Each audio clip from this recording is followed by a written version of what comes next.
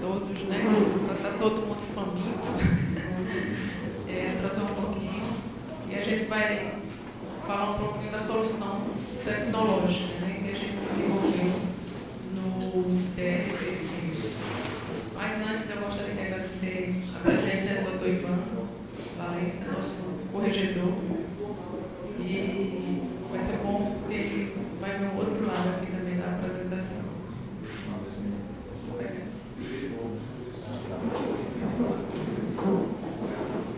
Bom, o que a gente desenvolveu, o que a gente idealizou para atender as demandas tanto do Conselho Superior da Justiça como do TCU, para as necessidades do próprio DLT, né?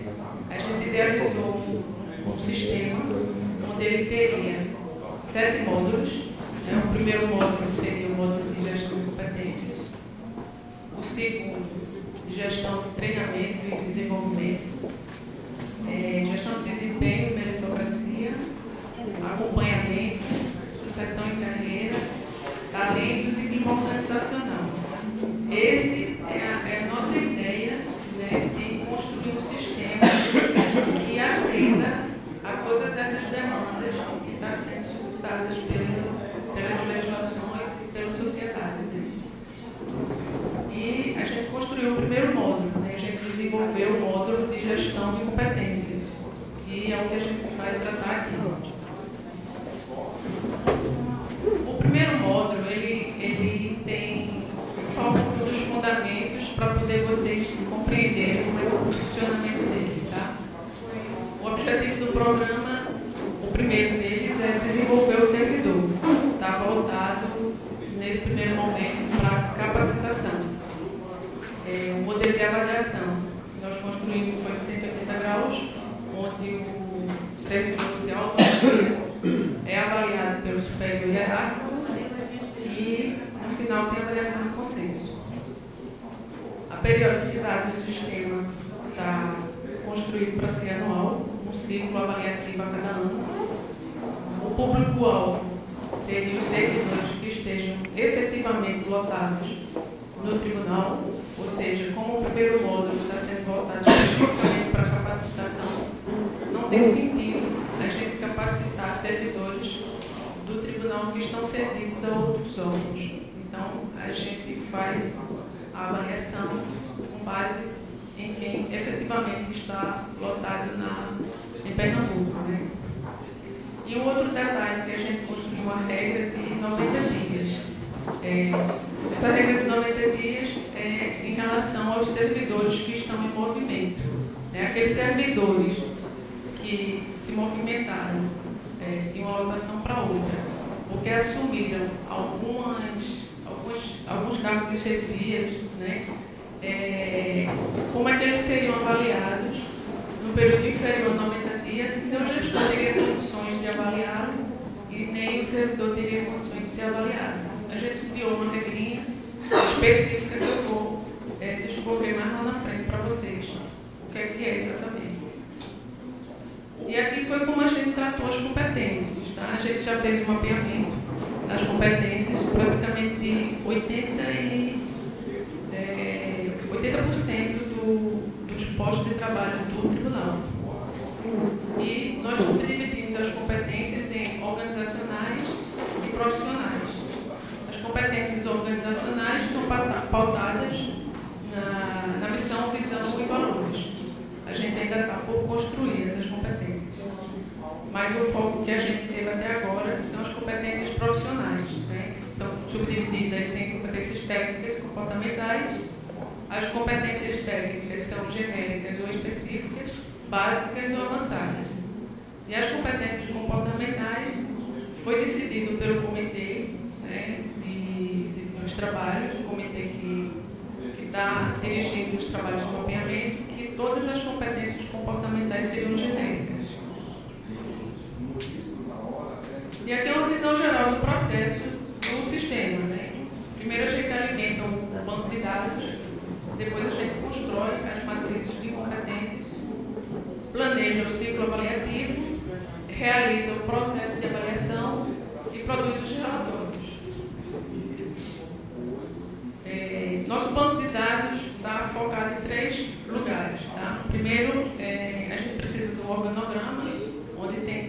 as hierarquias funcionais que está na base de dados, né, de TI.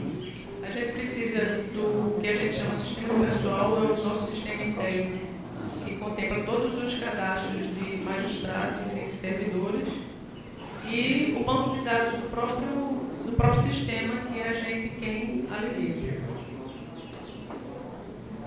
Então, o que a gente faz nesse banco de dados? Né? O nosso banco de dados, o banco de dados do Projetor, ele é composto com essas tabelas. Primeiro, a gente fez a construção de todos os nomes dos postos de trabalho, as ferramentas necessárias para desenvolver as atividades, as competências, né, técnicas e comportamentais e o levantamento das atividades de cada posto.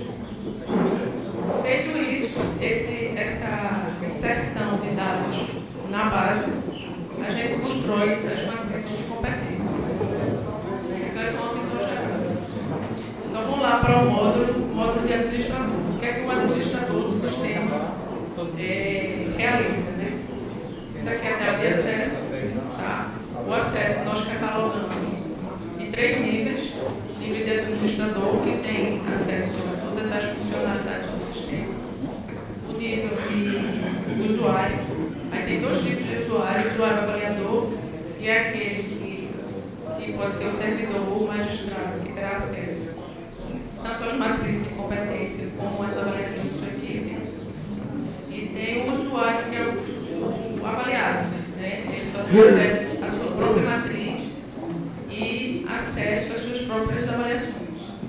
E o cliente, que são as unidades que utilizam os resultados do programa para também demandarem nas suas áreas.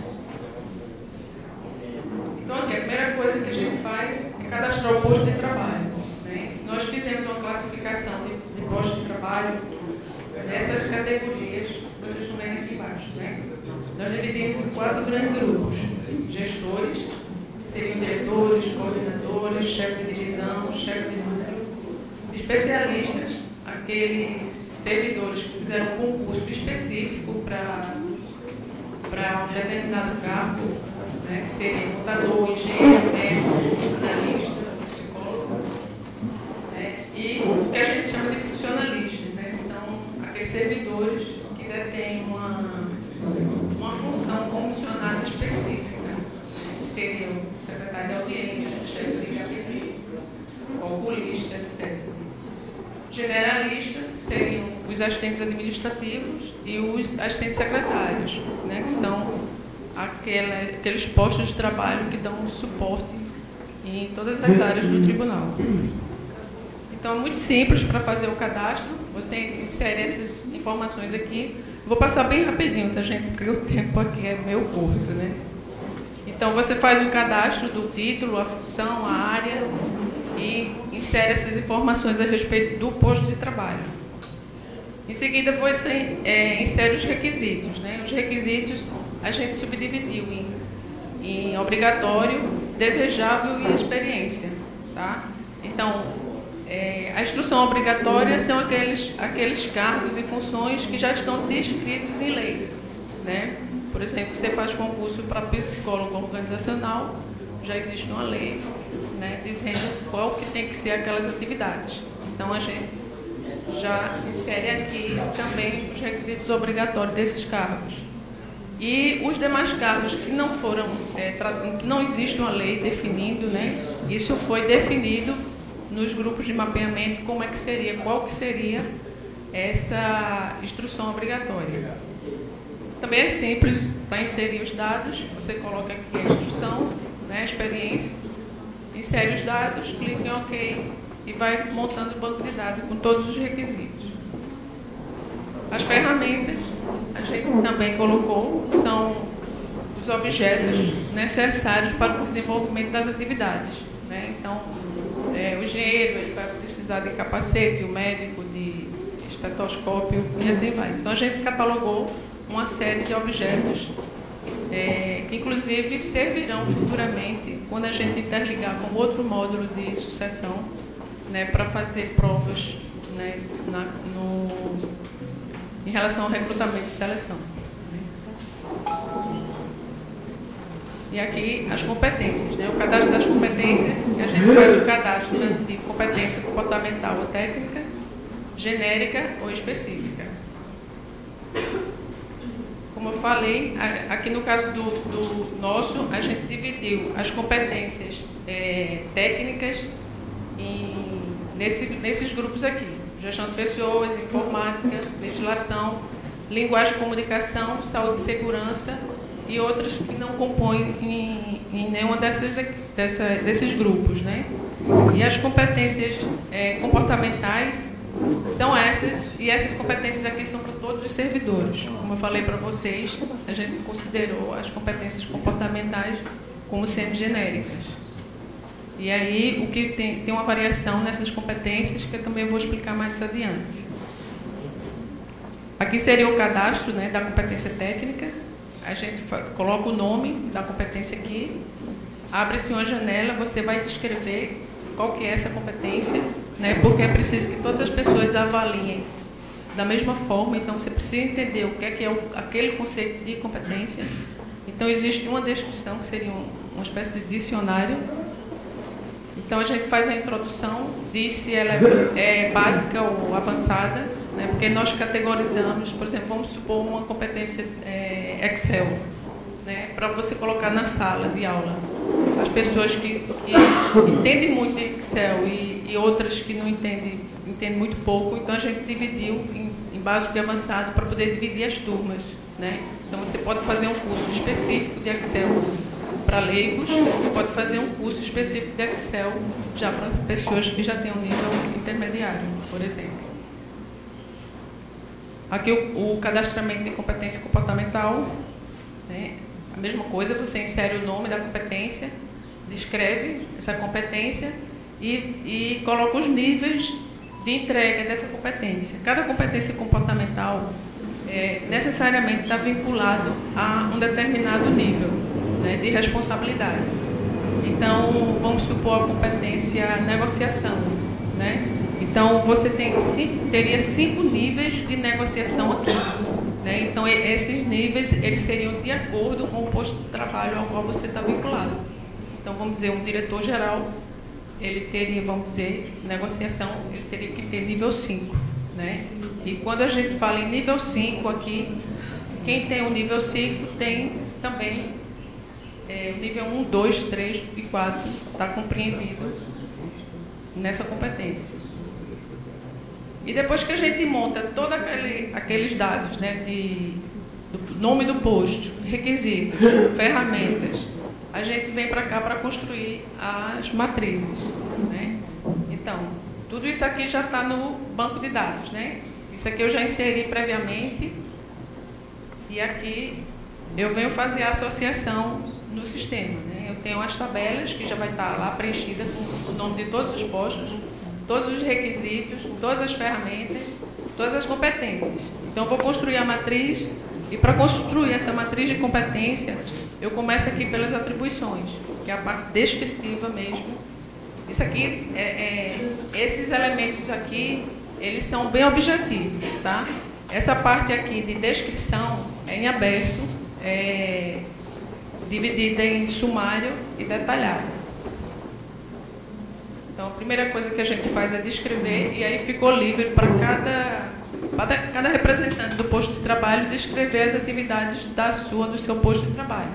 Então, aqui teria uma descrição sumária e aqui uma descrição completa de cada atividade, que a gente deixou em aberto para cada um desenvolver da melhor forma.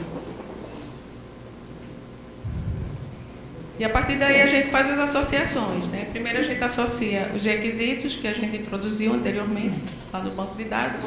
A gente diz qual o nível de instrução que vai precisar. Vamos supor que eu estou construindo aqui agora a matriz de competência de diretor de vara, tá?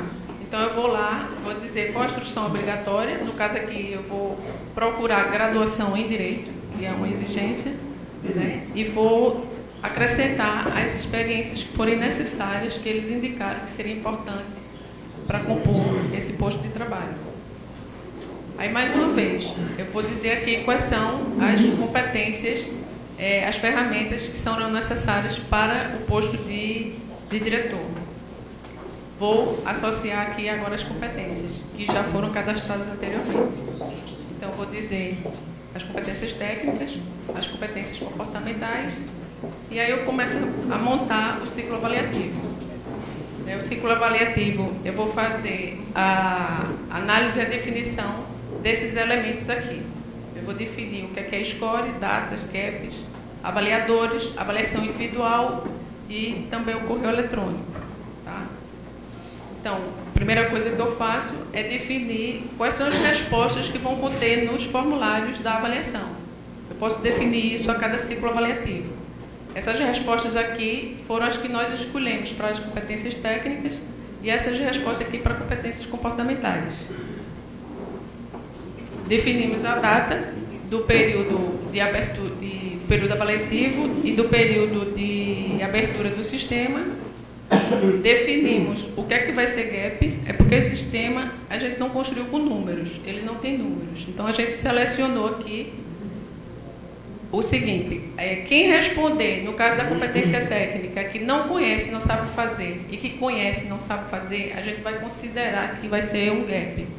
Um gap vai ser uma lacuna de competência, né? A pessoa vai precisar se capacitar naquele item de competência que está sendo, que foi colocado na matriz.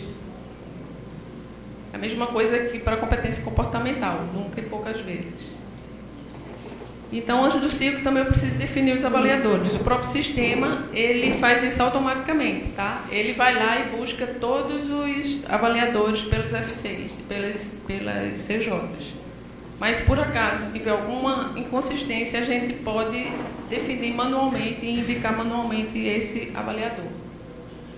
E aqui é a questão dos 90 dias, né? Aqui aquelas pessoas que estão em trânsito, que ou assumiram alguma chefia em menos de 90 dias, ou que mudaram de lotação, e nesses 90 dias que precedem a abertura do sistema, elas iriam ficar de fora do sistema de avaliação só porque tem menos de 90 dias. Então, o que a gente pensou?